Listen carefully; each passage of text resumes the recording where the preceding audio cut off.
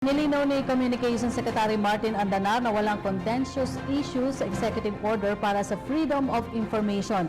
Paliwanag ni Andanar, tinututukan ng Pangulo noong nakaraang linggo ang paglalabas ng desisyon ng Arbitral Tribunal hinggil sa usapin sa West Philippine Sea, kaya bahagyang naudlot ang pagpirma sa naturang EO. Katunayan, isinasapinal na umano ang EO para sa FOI at dumaan na ito sa Legal Counsel na pinangunahan ni Secretary Salvador Panelo. Sisikapin umano ng Pangulo na malagdaan ang executive order ngayong linggo. Ang contentious issues dun sa Freedom of Information Executive Order, as a matter of fact, ay na-finalize na ito. Dumaan na ito sa ating Legal Counsel, sa pangunguna po ni Secretary Panelo.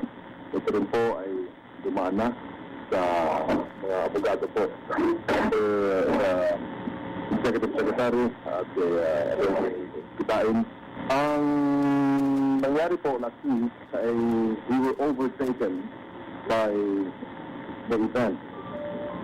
Like for instance, the decision of the Permanent Court of Arbitration at The Hague. So doon po tayo nakatutok lahat. But this week, isikapin po natin na mapirmahan ng Pangulo.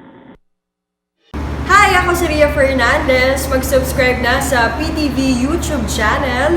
I-click lang ang subscribe button.